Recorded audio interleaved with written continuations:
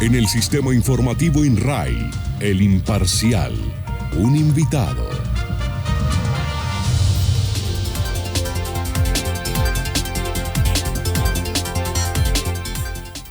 A esta hora de la mañana nos atiende el doctor Hermes Villamil Morales, diputado de la Asamblea de Cundinamarca por el Partido Liberal. Doctor Hermes, buenos días. Buenos días, Jimmy, Juliet, sus compañeros de la mesa de trabajo y por supuesto todos los escuchas del departamento y del país y de la región del Tibindabo. Muchas gracias por acompañarnos. La idea es conversar sobre todo lo que viene ocurriendo obviamente en el país, en el departamento de Cundinamarca, y conocer de primera mano cómo les fue. Ustedes acaban de cerrar sesiones extraordinarias. ¿Cómo salieron las cosas allí al interior de la Asamblea del departamento?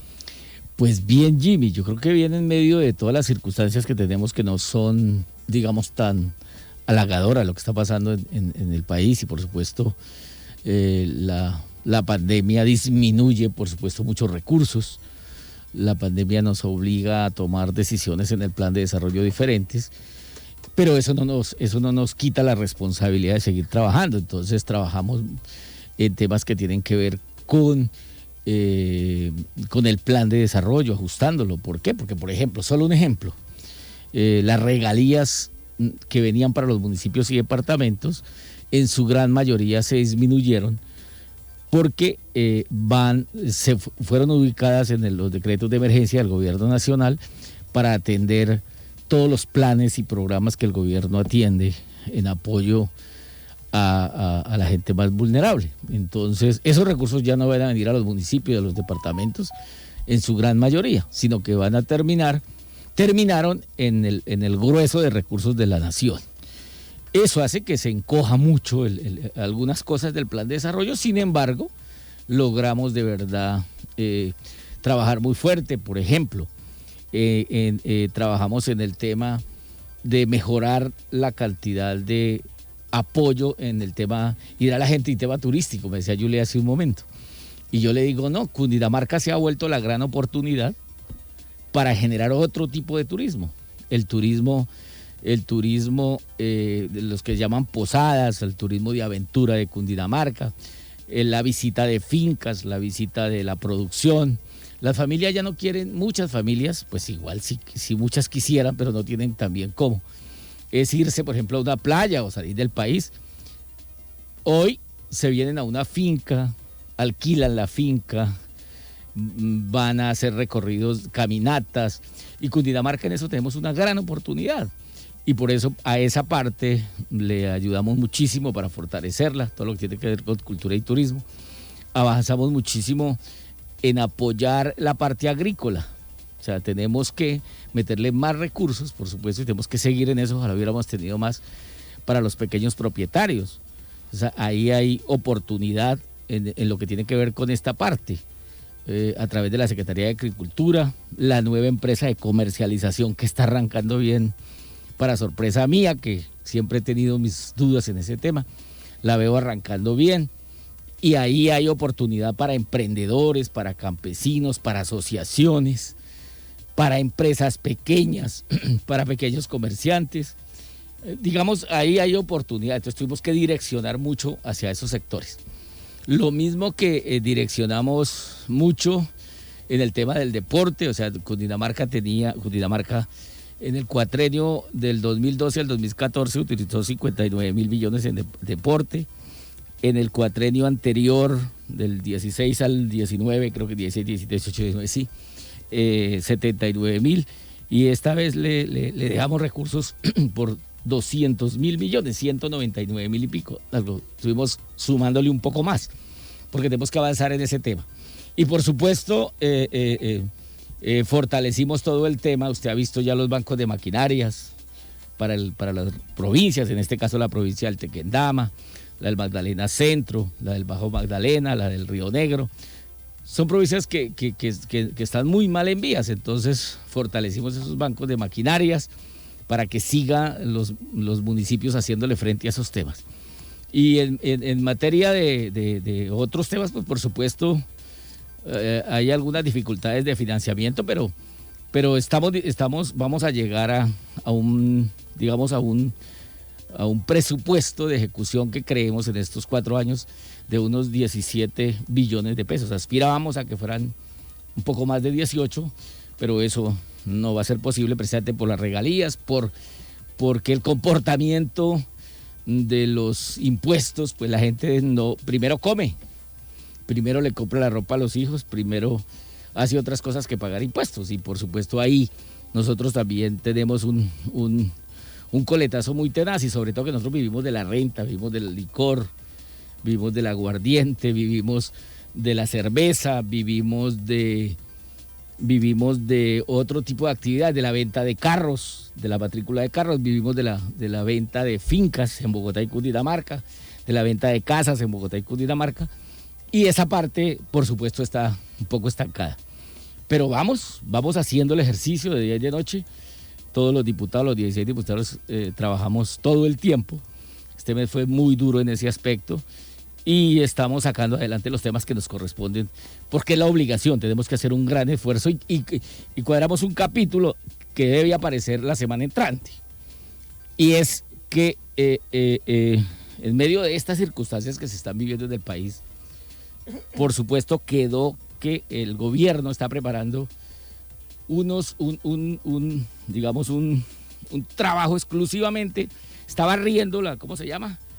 Está raspando la olla para que tengamos un capítulo especial para jóvenes y un capítulo especial para la gente que tiene dificultades de alimentación y ese tipo de cosas. Entonces eso no lo alcanzamos a dejar listo el viernes de esta semana que pasó.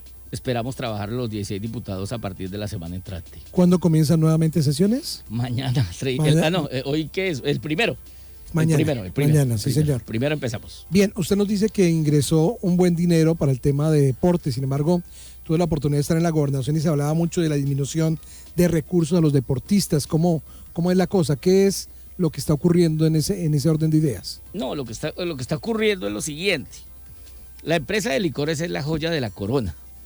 Nosotros vivimos, no solo en los municipios, en sus actividades culturales y en sus actividades, ¿cómo se llama? En sus actividades sociales, sino que el 52% de cada botella de aguardiente que se vende en el departamento va dirigido a la distribución de las rentas. ¿Cómo están? Están el 36% para salud, el 14% para educación y el 3% para deportes. Y por supuesto estaba llena desde hace unos años atrás de muchos impuestos propios del departamento. Y entonces terminó la licorera hace 4 o 6 años, con muchísimas dificultades financieras. Llegó a dar 5.000 millones, digamos, de ganancias. No quiere decir que los impuestos, porque por cada botella que alguien se tome, el 52% del valor que salga de la empresa son para cesión de rentas, salud, educación y deporte. Entonces, eso queda igual, eso no se modificó por completo, eso quedó totalmente igual. Lo que sí hay una situación es que la ley 1816 dice que precisamente para resguardar las licoreras, porque las licoreras eran 20 y pico, ustedes recordarán que La Guajira tenía licorera, Atlántico tenía licorera, Bolívar tenía licorera, el Valle, Tolima, Chocó, Tolima, Huila, los Llanos, todos tenían licorera. Pero esas licoreras se fueron quebrando por la apertura. Entonces llega el whisky, llegan los brandy, llegan todos esos licores, ¿cómo se llama? Cerveza importada. Cerveza importada. Esos llegan a precios muy bajos, no pagan impuestos para rentas más que el que les obliga. ¿Y qué pasa con eso? Que las licoreras se fueron quebrando todas. Entonces, ¿qué quedan vivas? Queda la de Cundinamarca, la de Antioquia y la de Manizales, la de Caldas. Y hay 2 más, creo que la del Valle, Valle todavía vive. No me acuerdo cuál otra. Pero esas licoreras, de esas 20 y pico, se quebraron en los municipios, en los departamentos, se quedaron sin esos importantes recursos que iban para eso. Entonces, ¿qué hicimos nosotros? Lo que hicimos es acoger las normas, que nos obligan además, a coger las normas para poder generarle a la licorera, a la licorera de tal manera que no le pongamos más sobrecargas. Si ya está destinada para el deporte, si está destinada para la cultura y si está destinada para la salud, pues no vale la pena meterle más cosas porque llega el punto donde se desequilibró por completo. Y el año antepasado llegó a dar 50.000 millones de ganancia, más los impuestos que no el 52% de las ventas. Entonces, ya en ese momento logramos sacarla del hueco, como se dice, y por eso el gobierno nacional hizo una norma donde dice, no me le puede poner más impuestos, más recargas, solo lo que dice ahí. Y ahí que dice, en esa ley, dice que tienen que pagar el impuesto al valor, en el IVA, todo eso, pero para los departamentos. Entonces nosotros ya no le podemos meter más, hay una interpretación. Unos dicen que sí se puede porque una ley de estampillas se le podía meter unos pesos supuestamente para otras cosas, pero nuestra interpretación es que no. Y adicionalmente la parte económica, 200 o 300 pesos más, terminan quitándole a la licorera la competitividad y se puede ir al lastre. Y lo que no podemos permitir es que se vaya al lastre, que se ahogue, que se pierda, que se dañe, que se quiebre. Porque usted le sube 300 pesos más al aguardiente, la pasa que valga más, la gente dice, yo no puedo más, no compro más, para eso me venden el whisky más barato, me venden el brandy más barato, el ron, las cervezas importadas. Entonces, en este momento tenemos que salvaguardiarla. Y es una discusión, por supuesto. Pero lo más importante de esto es que la mantengamos porque si se mantiene, va a haber plata para educación, para salud, para el mismo deporte y plata para otras actividades que genere la licorera. Pero si eso no se da, terminan quebradas. Mire las loterías hoy. Eran 30 loterías o 28 y hoy quedan 4 o 5 vivas igualmente. Entonces, tenemos es que ponernos las pilas y no cargarle más cargas. Era meterle una carga y sencillamente se la quitamos para que pueda vivir. Y por otro lado, ¿qué hicimos o qué es lo que tenemos que hacer? Pues meterle recursos. Ahí está la prueba de que en el cuatrienio anterior tuvimos 79.000 millones y este cuatrienio van 199.000 millones. Eso es lo que vale la pena, ¿no? ¿De dónde sale ese dinero?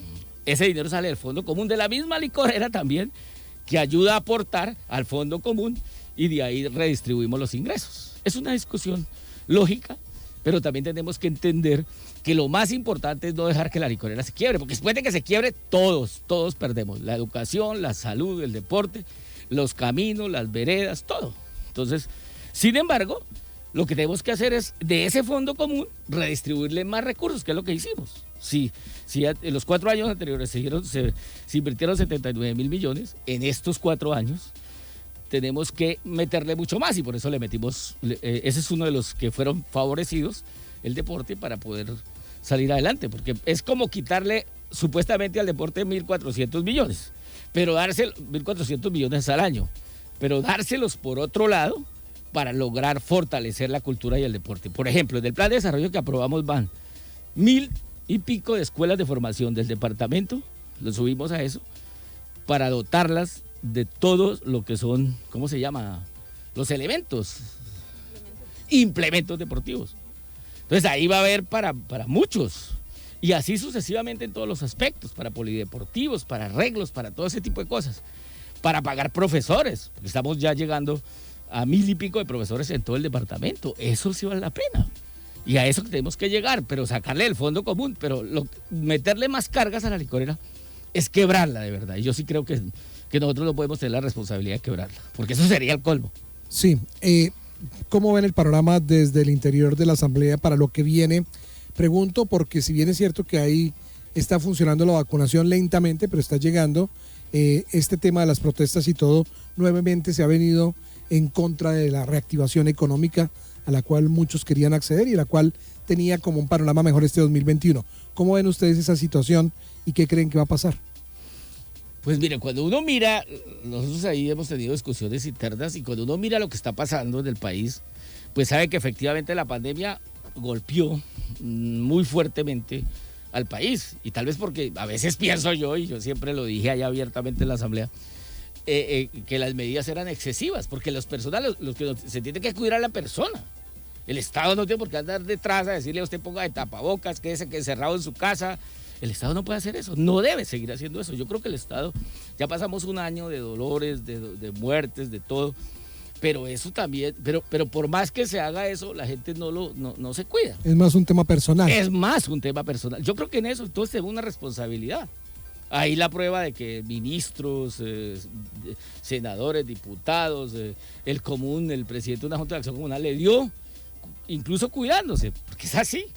Entonces hay que ser, digamos que la cosa por ese lado está complicada.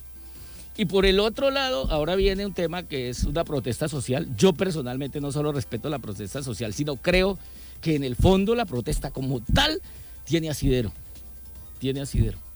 Asidero para las juventudes, asidero de oportunidades y asidero de que cierto nivel social de este país que maneja una renta muy alta, unas economías muy altas de escala, no han querido entender que el país necesita unos cambios y unos ajustes para darle oportunidad a muchos más. Ese es un tema.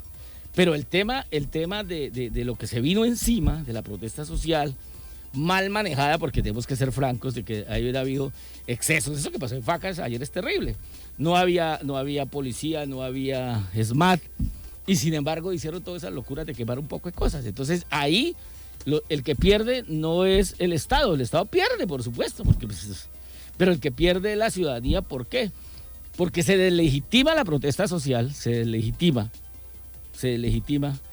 y el Estado tiene que entrar a recobrar el orden. Y ahí es donde se chocan las fuerzas. Claro, y la protesta social también genera un mal ambiente en el otro sector de la comunidad que no está de acuerdo con la protesta. O sea, lo que dice usted totalmente de acuerdo, se daña el objetivo principal de la protesta. Ahí se pierde el objetivo principal de la protesta. Cuando usted permite que quemen un camión, cuando usted permite que quemen un puesto de policía, cuando usted permite que se choquen las dos fuerzas. Decía Julio César Sánchez, una persona que yo quise mucho. Julio César Sánchez decía, esto no se puede apagar. Uno no apaga un incendio con gasolina. Y eso está mal, pero es susceptible de empeorarse, decía él. Entonces aquí viene el equilibrio de las dos fuerzas. Una, de que sea capaz de protestar sin hacerle daño a los otros, porque el otro también tiene que moverse. ¿Usted qué hace? Se está perdiendo su leche, está perdiendo sus frutas, está perdiendo los negocios, el trabajo, porque esto todos los días se cierra más. Y si usted ya en el tema de lo que nos pasó en la pandemia, nos echamos para atrás, dicen 10 años, yo creo que es más, porque la pobreza se disparó. Y por supuesto, ahora con esto, pues puede quebrarse muchos más empresarios. Y puede quebrarse el pequeño, que es el que primero se quiebra. ¿O quién se quiebra de primeras? Pues el que vive del negocio, el que vive de hacer unos jugos. Casi que del día a día. Del día a día, es el que primero se quiebra. Entonces yo creo que hay que buscar un equilibrio entre la protesta, dentro de los cánones de la lógica, y desde el otro punto de vista, el Estado no pasarse en la fuerza. Porque cuando el Estado se pasa en la fuerza, legitima cualquier acción. Y eso es el Estado no puede legitimar, el Estado tiene que ser muy serio en eso. Desafortunadamente se ha permitido algunos abusos de la fuerza y eso también legitimó las otras protestas y las otras actividades. O sea, el equilibrio del Estado, el Estado tiene que estar por encima de todo. O sea, no puede excederse, porque apenas se excede se pierde muchísimas posibilidades de entendimiento y de diálogo. ¿Por qué Facatativá se volvió tan protagonista en vandalismo en los últimos años? Porque siempre que hay cualquier tipo de situaciones como lo que estamos viendo, cualquier paro, siempre hay vandalismo en Facatativá. ¿Qué ocurre? Y le hago la pregunta porque varios sectores del departamento, creo que todos protestaron. La región del Tequendama, en todos los municipios hubo protestas, pero se hicieron muy respetuosas. Muy respetuosas en todo sentido. Creo que el ejemplo que ha dado la región del Tequendama ha sido muy altruista, porque jóvenes, transportadores, comerciantes, personas del común se pronunciaron, pero lo hicieron respetando al otro. Y ese es el ejemplo que se debe enviar. Pero ¿por qué? ¿Qué es lo que pasa en ese sector del departamento de Cundinamarca? Facatativá es una puerta de occidente del país, no solo de Cundinamarca, sino del país. Por ahí entra parte del Tolima, por ahí entra Caldas, y por ahí entra el norte, la costa norte, las flotas. No entra por el 80, entran por Facatativá.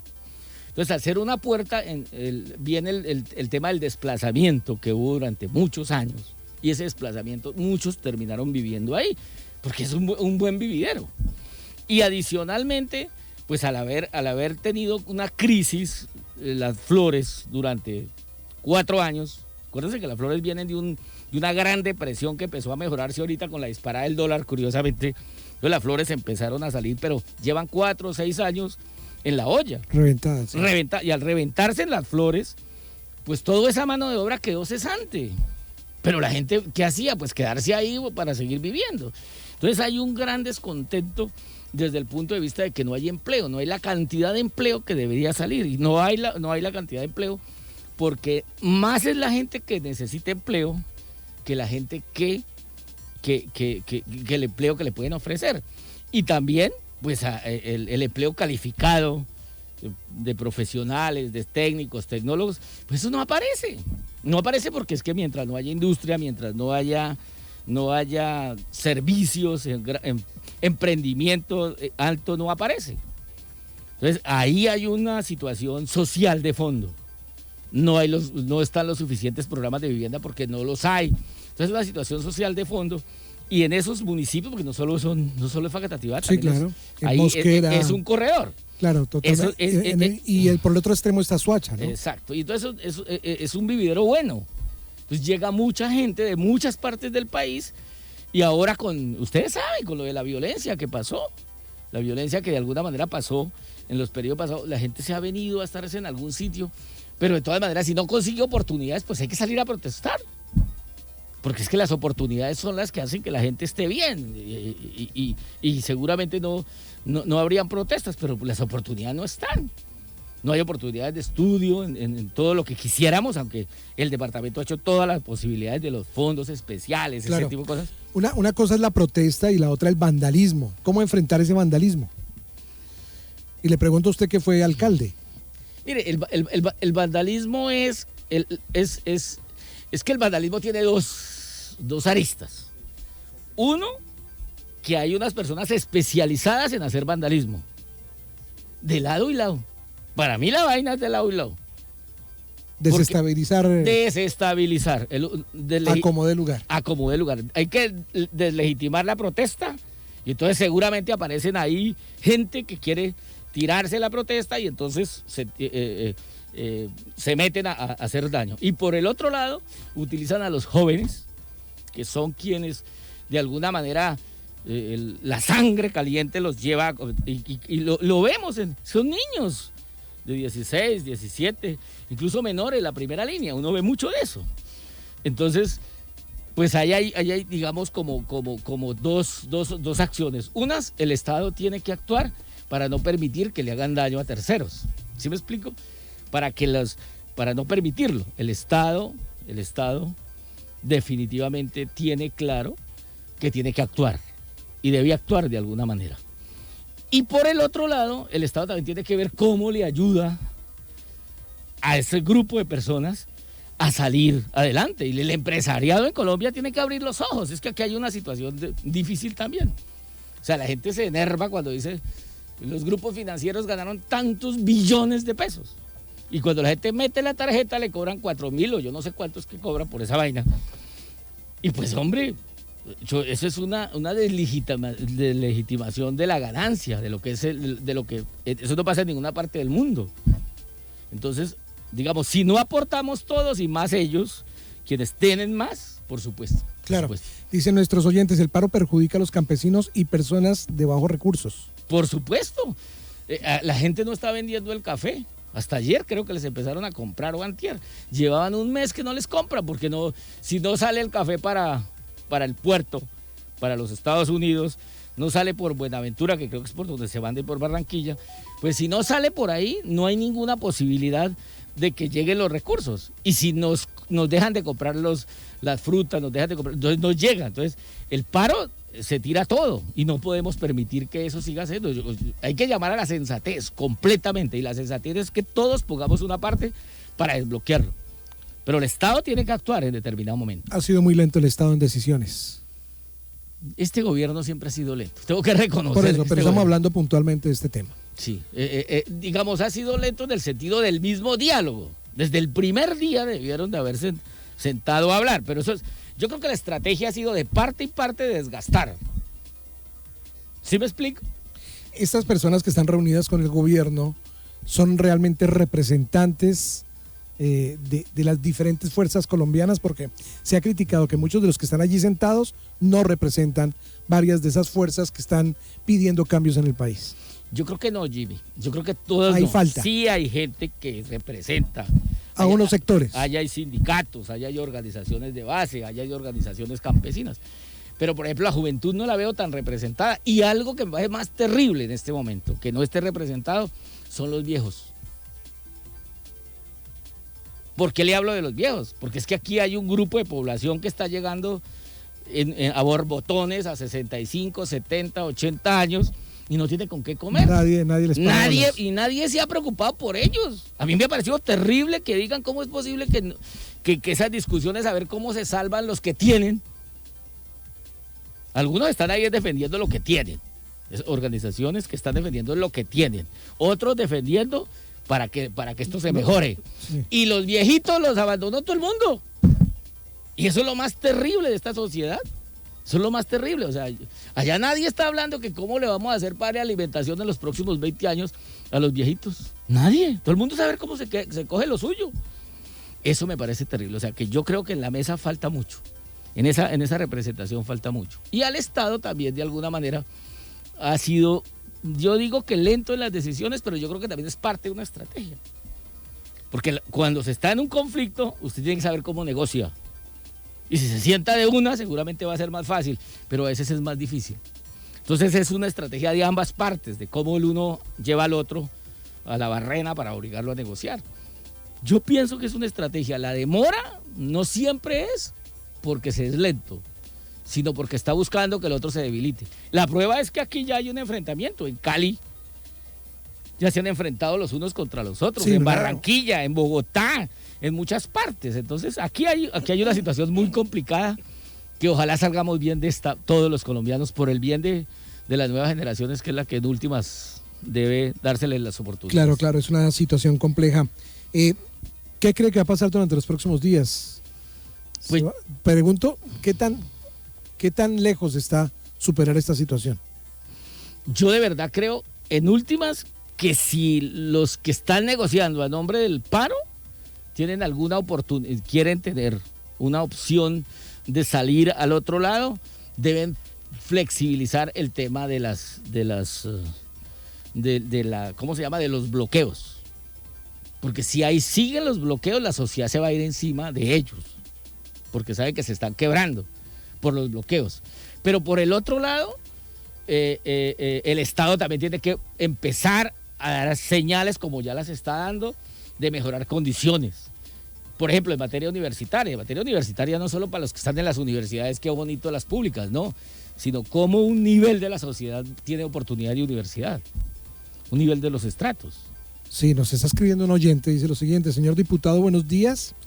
Mi hermana en Madrid, sector Sosiego, ha tenido que pedirle permiso, leo puntualmente, a venezolanos para ingresar a la cuadra donde tiene ella su casa. ¿Qué pasa con estos extranjeros? Es un sector, hacemos claridad, no son todos los venezolanos, hay un sector que realmente está metiéndole mano también a esto y que está aprovechando las circunstancias para crear también vandalismo y este tipo de situaciones de orden público. Aquí hay tres tipos de protestas para mí. La protesta organizada de los líderes sindicales, de la base, la protesta desorganizada del común, que sale a pararse y a protestar porque es una oportunidad para mejorar las cosas, y es que es una oportunidad para eso, sin lugar a dudas. Y la otra, que es la parte de los vándalos que van a destruir, pero que al lado de ellos hay gente que va a saquear. Ojo, unos porque tienen hambre, porque también hay que aceptarlo. O sea, a mí me han dicho muchos, es que, digo, no, pues es que cuando yo veo a la gente sale de un supermercado con comida, yo me pregunto, ¿será que la comida para qué es? ¿Sí me explico?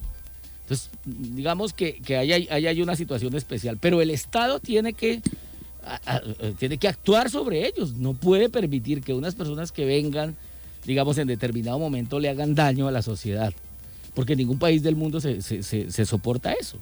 Pero la comunidad tiene que ayudar en eso, en que eso no pase. ¿Cómo ayuda la comunidad? Pues la comunidad tiene que informar, pues si ya sabe quiénes son, pues que los informen. Pero si las autoridades no hacen nada.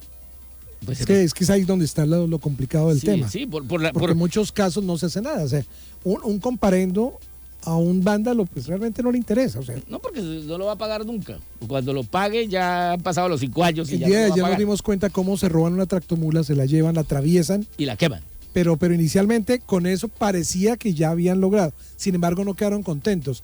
Y en los videos que circulan, videos que son oficiales, que son reales, incluso se nota como otro sector motivaba para desocupar la tractomula, para saquearla. O sea, es la situación realmente se pasa de cualquier contexto y es ahí donde dice uno, ¿dónde está la autoridad? Porque pues se supone que el Estado ahí era donde el Estado tenía que estar ahí. Ahí tenía que estar el Estado. Pero si el Estado hubiera estado ahí antes... Pero también es que hay otra cosa. Hubieran dicho que habría abusado también. Exacto. Entonces, ¿qué ha tenido que hacer el Estado? Replegar a la fuerza, porque es que se llama un aparato represivo. Sí. O sea, la policía, el ejército es represivo para ir a chocar. Pero también tenemos una vigilancia internacional e interna que cualquier exceso que se ve en una confrontación, yo no creo mucho en situaciones como santas. Sí, no, es complejo. Si usted se está dando la jeta con otro, ahí no hay santos. Eso no, eso ahora, cuando su vida está en peligro, pues peor. Peor, y ha pasado. Pues sí, se siente que lo están agrediendo para matarlo, pues. Y también hay otros que han querido desestabilizar y joder, por ejemplo en Cali, matar a esos muchachos que protestan, o en otras partes del país de noche sin saber quién fue. Eso hay que aclararlo ante el mundo, si no lo aclaramos nos jodimos. Cualquier situación de violencia es reprochable, venga de donde venga. Exacto, no es, del lado que venga, no nos venga. Podemos quedar echándole flores al uno y echándole flores al otro. No, tenemos que decirle la verdad. Paremos esa parte, porque esa parte donde no la paremos vamos a terminar en una situación cualquier ciudadano que resulte de conflictos. Y la vaina más complicada es que los conflictos, con todo lo difícil que son, terminan siempre golpeando al más jodido. Lo terminan golpeando. Pero pues yo espero que el país y que nos pongamos de acuerdo todos y que la clase dirigente colombiana entienda que hay que hacer unas reformas sociales de fondo, que debe hacerlas. Y los jóvenes también que están protestando, no se dejen infiltrar, no se dejen usar, porque si se dejan usar terminan haciéndole daño a los mismos, a sus vecinos, a sus abuelos. Ayer vi una entrevista rara de una mamá que el muchacho va a hacer vandalismo allá en el paradero por el lado de las Américas. Portal Américas. Exacto, por ese sector. Y tiene una niña que tiene 21 años o 22 años y que es del ESMAD. Y se han estado dando allá. Entonces uno dice, Dios mío, ¿esto qué está pasando? Pero igual pasó con los paramilitares y con la guerrilla. Había familias que tenían una pata en un lado y otra pata en el otro. Esa es Colombia, pero lo importante es que seamos capaces como sociedad, Jimmy, como sociedad de tratar de salir de esto. Y todos, los alcaldes, los concejales, los diputados, el gobernador, el presidente, los ministros, los empresarios, los jóvenes, los sindicatos, los parlamentarios, tenemos que poner de nuestra parte para salir de esto. Yo creo que eso es lo más importante. Poner de nuestra parte, que tengan conciencia, no que el uno a ver cómo se la monta al otro y acaba con el otro, porque estamos acabando con el país. Doctor Hermes Villamil, muchas gracias, como siempre usted tan amable, compartiendo estos tiempos con nosotros. A ustedes muy, muy queridos, de verdad muchas gracias y Dios los bendiga. Son en Colombia las 7 de la mañana, 13 minutos, 7:13 en Cristalina. Todas las voces, todas, están en el sistema informativo INRAI. El Imparcial.